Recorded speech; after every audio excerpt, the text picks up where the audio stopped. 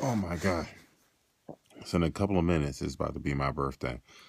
And I chose to do like a physical fitness challenge just for fun. Um, and the reason I love fitness so much, I don't know why this has to be a subject for my birthday because I'm doing this half marathon row. So I'm a little nervous. I'm a little scared about it. It's definitely not going to be easy. It's definitely going to be tough. Like I'm going at it for like an hour and a half. I'm going at it. Keep in mind, after I'm done, I still got to do chest. So I still have to do a shitload of push-ups or bench press or a combination thereof. And I still have to do some squats. So it's not even like that's over.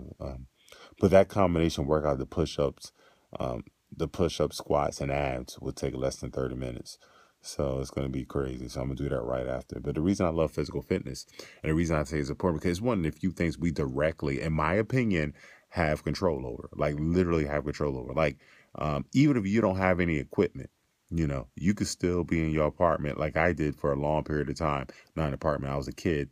I did nothing but push-ups and sit-ups for a long period of time. In high school, I had a six-pack. All I did was push-ups, sit-ups, and bicep curls with my dumbbells. And the heaviest I had was like what I was like bicep curling, only 20 pounds. So I was doing it for high reps.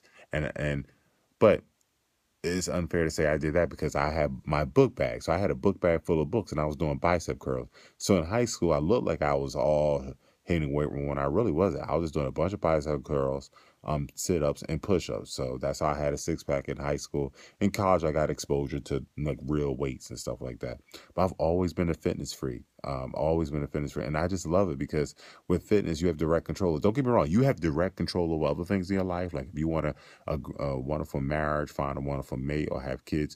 But the thing about those involve a lot of other outside sources, um, outside things. For instance, if you want to grow your business, I feel like almost anybody has the power to earn six digits a year, but it involves a lot of other outside sources. Like it involves you going out there and getting training, whether in a form of formal education like schooling, advanced degrees, or education as far as seminars. And involves you trying to get other people involved and trying to show people the need and putting yourself out there to involve. Whereas fitness, it's just you and your body. I should say this. Let me correct that. It's just your brain and your body. There's no other outside sources. Think about all the other things in life. If you want a wonderful marriage, don't get me wrong. You could do what you could do, but it also involves the other person being involved. You can have wonderful kids. It involves the kids being involved and other people not influence your kids. But when it comes, think of all the things you want to improve. Fitness and maybe your spirituality if you're a religious person like I am. But but fitness is the only thing that involves just you and your body. You have literally 100% control of your fitness. Literally. If you don't have access to a treadmill, or if you're in horrible weather where you can't run, you could do 100 burpees every single day. Your goal is to finish 100 burpees in less than 5 minutes, and trust and believe you will have the cardio capacity very similar to a person who jogs every day, such that when you get on that track and jog, you may not beat that person who has that 5 minute mile, but they'll be like, oh my gosh, you gave me a run for my money. I won, but it wasn't easy when we had this, run 1 mile challenge. You trust me. As far as strength, okay, you don't have enough money to purchase a bench press set, or go to the store and do bench. And I mean, I'm sorry, go to the gym and do bench press. I guarantee, if you work your way up and do a few hundred push-ups a day, and do a bunch of those, like literally with no rest, resting and playing, okay, you're not going to have that big chest as that guy who's bench pressing 400 pounds. But I guarantee when you take off your shirt, your chest is not going to be big, but it's going to be well chiseled. It's going to be bigger. If you want huge muscles, you do have to lift heavy weight. But if you want bigger muscles and chisel, when you take off your shirt, trust and believe the girl's gonna be grabbing at your chest. Same with you females. The men are gonna be grabbing at your chest because you're gonna have this nice defect, nice perfect, like top of the chest, where it's like we're very well defined. It's gonna bring your breasts up. You're gonna have those well defined arms. You know, trust and believe you're gonna be well defined. Trust and believe you're gonna be well defined. If you don't have access to a squat rack, if you do body weighted squats and do Tabata, your legs may not be thick and giant. You may not have quadzillas, but you will develop veinage in your legs and you will get defined legs. So what I'm trying to say in all these examples that you do have direct control over your fitness, more so than any other thing that you have in your life. And that's what I love about it. That's what I love about it. I was poor, so I didn't have control over how much money I was going to make right now. When I was poor in Newark, I didn't have enough. We couldn't afford the fancy clothes. I was seen as a nerd, but I had direct control of wanting my body to be very muscular, like Hulk Hogan, who is my same way you hear me like talk about Shaun T, Jason Khalipa. I was all over Hulk Hogan like that back in the day, and Lou Ferrigno back in the day. I wasn't big, but I was well defined for a long period of time. So basically, that's what I love about fitness. And that's why I'm a fitness coach. That's why I'm a fitness coach, because I see so many people leaving fitness on the table.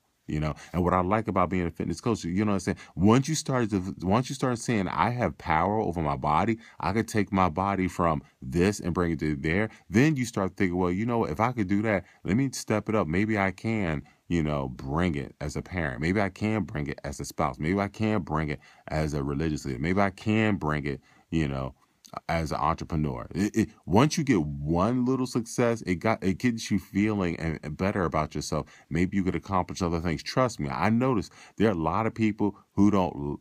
Not all. I'm not saying it's 100%, but there are a lot of people who don't feel a certain way about themselves, and because they don't feel, yeah, okay, you know, I'm 500 pounds. I'm not getting from. But once you start seeing your success and start saying, I can conquer this, I just ran a marathon. All of a sudden, you see other things are possible.